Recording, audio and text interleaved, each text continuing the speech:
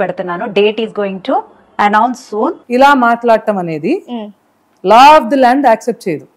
All those videos నువ్వు ఏదో ఒకటో రెండో వీడియోస్ లో నేను చెప్పాను అని అంటే చెప్పావు, ఒకటో రెండో వీడియోస్ లో కాదంట్లా. ఆ చెప్పిన వీడియోస్ అన్ని చూస్తారా జనం? ఇవి చూస్తారు కదా. పేషెంట్లు అవుట్ పేషెంట్లు అంటూ ఓపీలు తీసుకుంటున్నానంటూ మీరు కాల్ చేయండి, నేను కాల్ చేశాను, ఆ రికార్డ్ కూడా మీకు పంపిస్తాను. మ్యామ్ ఓపీలు తీసుకుంటారు. మ్యామ్ ఓపీలు తీసుకోవడం ఏంటి? మ్యామ్ డాక్టరా?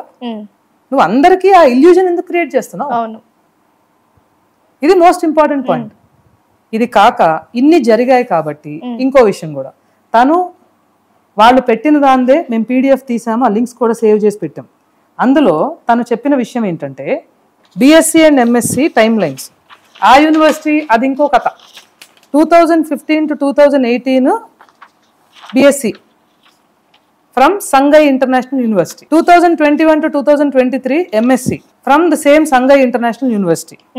ఇది కాక ఆయన రాశాడు చూడండి, ఇది ఒక చాలా వ్యాలిడ్ పాయింట్.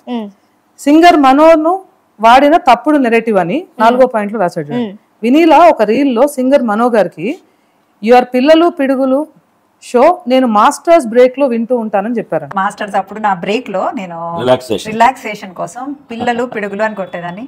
ఈ మాస్టర్స్ బ్రేక్ లో వింటూ ఈ 2021, 2023 దీనిలో షాంఘై ఇంటర్నేషనల్ యూనివర్సిటీ అని అచ్చు తప్పు పడిందా? ఎందుకంటే షాంఘై ఇంటర్నేషనల్ యూనివర్సిటీ ఒక చైనా యూనివర్సిటీ. ఈ 2015 to 2018 ఈ యూనివర్సిటీలో చదువుకున్నారు. సంగై ఇంటర్నేషనల్ యూనివర్సిటీ మణిపూర్ అని మేము అనుకుంటున్నాం. ఓకే, ఎందుకంటే కొన్ని రోజుల క్రితం వరకు ఈ సంగై ఇంటర్నేషనల్ యూనివర్సిటీ మణిపూర్వి సర్టిఫికెట్స్, బ్యాక్ డేటెడ్ సర్టిఫికెట్స్ కూడా కావాలంటే ఇస్తామని చెప్పి ఈ ప్రెషర్స్ కన్సల్టెన్సీ వాళ్ళు చెప్పారు. ఇప్పుడు చెప్పట్లా. సో ఆ బ్యాక్ డేటెడ్ సర్టిఫికెట్స్ ఎందుకు ఇస్తామన్నారు అనేది మీకు తెలియాలి. సంగై ఇంటర్నేషనల్ యూనివర్సిటీ అని కొట్టండి, వికీపీడియాలో క్లియర్ గా వస్తుంది. ఏమని? It is డీలిస్టెడ్.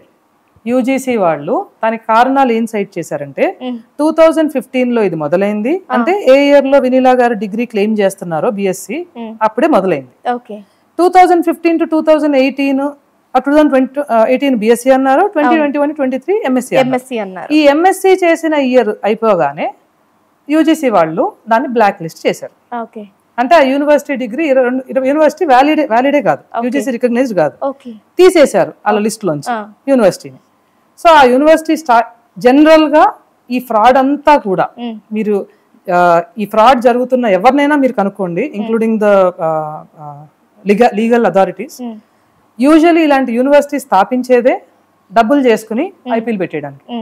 సో 2015లో స్టార్ట్ చేశారు, అప్పుడే బిఎస్సి వచ్చింది, 2023కి ఎంఎస్సి అయిపోయింది, 2024కి యూనివర్సిటీ మూతపడిపోయింది. ఓకే, ఈ డాక్టరేట్లు ఇలా కొనుక్కుని దొంగ డాక్టరేట్లు తీసుకున్నారు అని మనకు క్లియర్గా స్పష్టంగా తెలుస్తున్న నేపథ్యంలో ఈ బిఎస్సి ఎంఎస్సిని కూడా డౌట్ చేయాల్సి వస్తుంది. ఓకే, ఇది డీలిస్ట్ అవ్వకముందే నేను గ్రాడ్యుయేషన్ చేశాను కాబట్టి నేను గ్రాడ్యుయేట్ నేను చూపించుకోవచ్చు, బట్ వీళ్ళు అమ్ముతున్నారు కదా సర్టిఫికెట్లు, చదివావు అనేది ఏంటి గ్యారంటీ? ఈ కొనుక్కున్నప్పుడు అవి కొనుక్కోలేదని ఏంటి గ్యారంటీ? ఇది వదిలేయండి. ఆయన ఇంకో పాయింట్ రాశారు, 2010లో న్యూట్రిషన్ కెరియర్ ప్రారంభమైంది అన్నదే క్లెయిమ్ అయితే ఆమె న్యూట్రిషన్ కెరియర్ మొదలు పెట్టింది బిఎస్సి పూర్తయి ముందేనా? ఎలా? అయితే ఈ డాక్టర్ టైటిల్ డిగ్రీస్ అన్ని లెజిట్ కాదని ఇక్కడే అర్థమవుతుంది. నా భాష మాట్లాడాడు ఈయన. ఈయనకి తెలియాల్సింది ఏంటంటే ఇందాక చెప్పినట్టు ఈ సిస్టంలో ఉన్న దరిద్రం, మిగతా ఏదైనా మేము ఇంజనీర్ చదివితేనే ఇంజనీర్ అవ్వాలి, ఇదొక్కటి మాత్రం మీ కర్మ. పుట్టగొడుగుల్లాగా మేము పుట్టడానికి కారణం ఏంటంటే there is no regulation. BTech complete చేసినాడు డైటీషియన్ అవ్వచ్చు, కాకపోతే అట్లాంటి బ్యూటిఫుల్ కోచెస్ చాలా మంది ఉన్నారు. ఇప్పుడు బీటెక్ కంప్లీట్ చేసి డైటీషియన్ అవడం తప్పని నేను అనట్లేదు, ఎందుకంటే ఎంతో ప్యాషనేట్ గా దీన్ని తీసుకుని పేపర్లు చదువుకుని రైట్ సర్టిఫికేషన్స్ చేసి చదువుకుని సిస్టమేటిక్ గా పనిచేస్తున్న వాళ్ళు చాలా మంది ఉన్నారు. మినిమం గ్రాడ్యుయేషన్ చేశారు కదా, బీటెక్ చేశారో ఏదో ఒకటి కనీసం కొనుక్కోలేదుగా. ఓకే, ఈ లెక్కన మీరు చెప్తున్న మాట ప్రకారం ఆవిడ 15 years ఎక్స్పీరియన్స్ అనేది కూడా అబద్ధం అవ్వచ్చు. నేను చెప్పట్లా అది, ఎందుకంటే 2010 నుంచి ఆవిడ ఉంటే వితౌట్ బిఎస్సి ఆవిడ స్టార్ట్ చేసుకుని ఉంటారు. 2015లో ఈ బిఎస్సి అనాలంటే కూడా నాకు విసుగ్గా ఉంది, ఎందుకంటే ఊరు పేరు లేని బ్లాక్ లిస్టెడ్ యూనివర్సిటీ అది. ఓకే. Christian university. ఇప్పుడు సెంట్రల్ క్రిస్టియన్ యూనివర్సిటీ కూడా ఇంకా ఆ సర్టిఫికేట్ ఇక్కడ పెట్టలేదు, కానీ post graduate diploma specialising in applied nutritional sciences, public health nutrition and dietary formulation for divorce demographics from central Christian university USA. Okay. ఈ central Christian university మళ్ళీ ఆ ప్రెషర్స్ గారి దాంట్లోనే ఉంది. ఈ ప్రెషర్స్ ఇంకొకటి, ఈ ప్రెషర్స్ డైరెక్టర్స్ ని తీసుకుంటే they are directors to 3 to 4 more private limited companies. Okay. Director listing లో చూస్తే, దీని లిస్టింగ్ లో చూస్తే 3 to 4 more private limited companies. So we are playing a big game అనేది అందుకే నేను. Okay.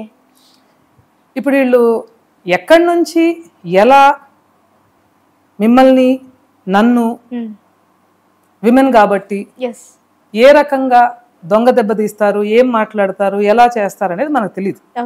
Okay. I'm still out here. ఇది ఎందుకు చెప్తున్నానంటే, ఇప్పుడు being a women it takes a lot to expose another women. వాళ్ళని ఎలా ఇస్తారా నువ్వు అని అడగగలుగుతున్నా. వాళ్ళ వయసు ఏంటో తెలియదు, ఏమో తెలియదు నాకు. ఆవిడ అనలేకపోతున్నాం.